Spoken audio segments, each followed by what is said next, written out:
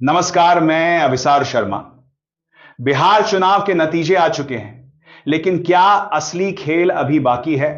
राजनीति में कब क्या हो जाए कहा नहीं जा सकता।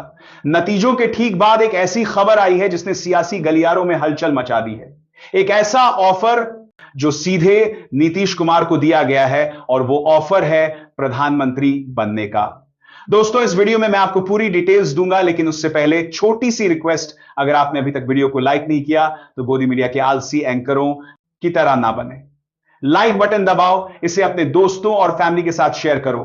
कमेंट्स में बताओ कि भारत के किस शहर या राज्य से आप ये वीडियो देख रहे हो। और हां, अगर हमारे चैनल को सब्सक्राइब नहीं किया है तो अभी कर लो, क्योंकि न्यूज चैनल बदल सकते हैं लेकिन सच्ची खबरें कभी नहीं।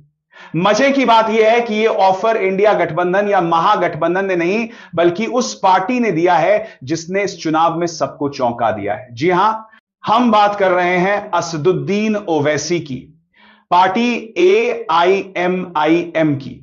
2020 में जब एमएम ने सीमांचल में 5 सीटें जीती थी तो विरोधियों ने इसे तुक्का कहा था, लेकिन इस बार फिर से 5 सीटें जीतकर ओवैसी की पार्टी ने साबित कर दिया कि उनकी पकड़ मजबूत है।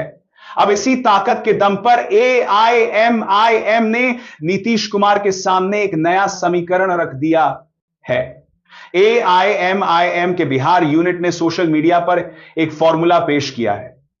उनका कहना है कि नीतीश कुमार बीजेपी का साथ छोड़ें और एक नई सरकार बनाएं। उनके प्रस्ताव का गणित कुछ ऐसा है: मुख्यमंत्री JDU समर्थन, RJD, कांग्रेस, लेफ्ट पार्टियां और AIMIM। बदले में नीतीश कुमार को भविष्य के लिए प्रधानमंत्री पद का उम्मीदवार घोषित किया जाए। सुनने में यह अजीब लग सकता है, लेकिन अगर आप आंकड़ों पर गौर करें तो यह नामुमकिन भी नहीं है। जरा इन नंबरों को देखिए। JDU 85 सीटें, RJD 25 सीटें, कांग्रेस 6 सीटें, लेफ्ट पार्टियां 3 सीटें और एमएम 5 सीटें।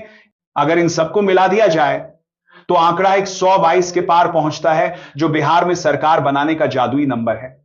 ओवैसी की पार्टी का कहना है कि हम तोड़ने में नहीं, जोड़ने में विश्वास रखते हैं। कांग्रेस की कमजोरी और एमएम की ताकत। एंकर, इस पूरे समीकरण में एक कड़वी सच्चाई कांग्रेस के लिए भी है। कांग्रेस पार्टी इस चुनाव में बुरी तरह पिछड़ी है। उसे महज 6 सीटें मिली हैं, और वो भी सीमांचल और चंपारण के इलाके से।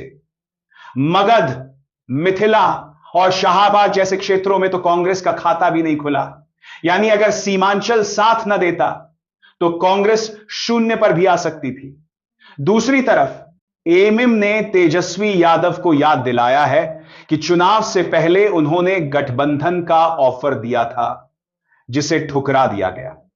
अब नतीजे बता रहे हैं कि ओवैसी की पार्टी कोई वोट कटवा पार्टी नहीं है, बल्कि उनके उम्मीदवार बड़े अंतर से 20 से 28 हजार वोटों से जीते हैं।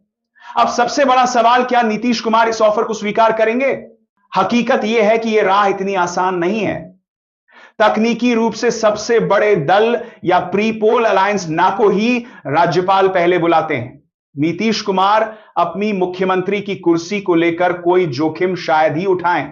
केंद्र में भी समीकरण अलग वो हैं, लेकिन ओवैसी चतुर राजनीतिज्ञ हैं। इस ट्वीट और ऑफर के जरिए उन्होंने 2 निशाने साधे हैं।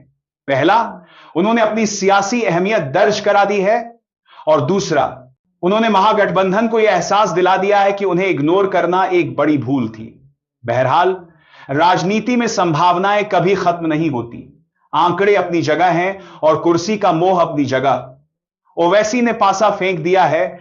अब देखना यह होगा कि पटना की राजनीति में इसकी गूंज कब तक सुनाई देती है। अब लाख टक का सवाल, एमएम यह जानते हुए भी ऑफर क्यों दे रही है कि नीतीश कुमार शायद ही एनडीए छोड़ें?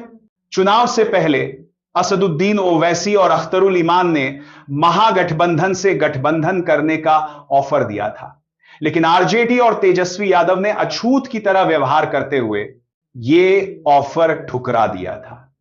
अब एमएम अपनी 5 सीटें जीतकर तेजस्वी 25 सीटें को आईना दिखा रही है।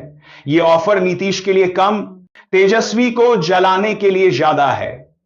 आईएमएम का संदेश साफ है, अगर आपने हमें साथ लिया होता तो आज बीजेपी 202 पर नहीं होती और आप तेजस्वी सरकार में होते।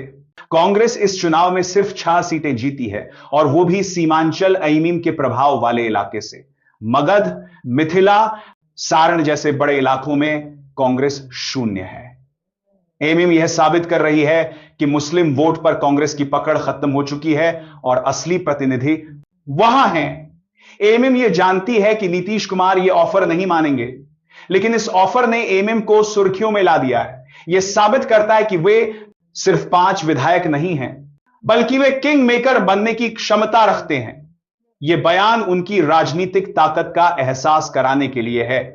तो एमएम का यह पीएम ऑफर हकीकत से ज्यादा सियासत है।